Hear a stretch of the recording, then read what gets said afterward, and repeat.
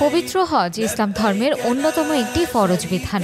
ইসলামের যে ৫টি স্তম্ভ রয়েছে তার একটি হজ। হজ মূলত শারীরিক ও আর্থিক উভয়ের সমন্বিত একটি ইবাদত, তাই উভয় দিক থেকে সামর্থ্যবান মুসলিমের উপর হজ পালন করা ফরজ।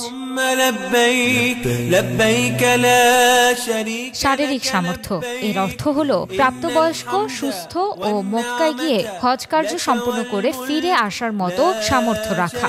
এমন প্রত্যেক মুসলিম নর নারীর জন্য হজ করা ফরজ, তবে নারীদের জন্য স্বামী বা মাহরাম পুরুষের সঙ্গে থাকা জরুরি। মাহরাম হচ্ছেন যাদের সঙ্গে কখনো বিবাহ বন্ধনে আবদ্ধ হওয়া যায় না তারা, যেমন পিতা, পুত্র, আপন ও সৎ ভাই, দাদা, নানা, আপন চাচা ও মামা, ছেলে বা নাতি, জামাতা, শ্বশুর, দুধ ভাই, দুধ ছেলে প্রমুখ। তবে একা একা দুধ ভাইয়ের সঙ্গে এবং যুবতী শাশুড়ির জামাতার সঙ্গে যাওয়া নিষিদ্ধ।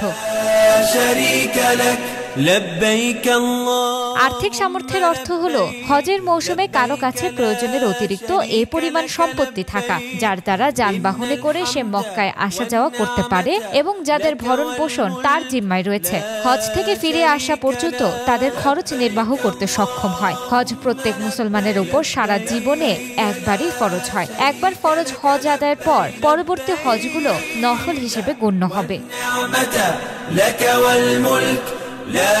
আর আমাদের মধ্যে প্রচলিত আছে যে কেউ যদি ওমরা করেন কিংবা পবিত্র কাবা শরীফ সরাসরি দেখেন তার উপর হজ ফরজ হয়। এরকম ধারণা সঠিক নয়, কারণ হজ ফরজ হওয়ার সাথে কাবা কিংবা ওমরা করার কোনো সম্পর্ক নেই।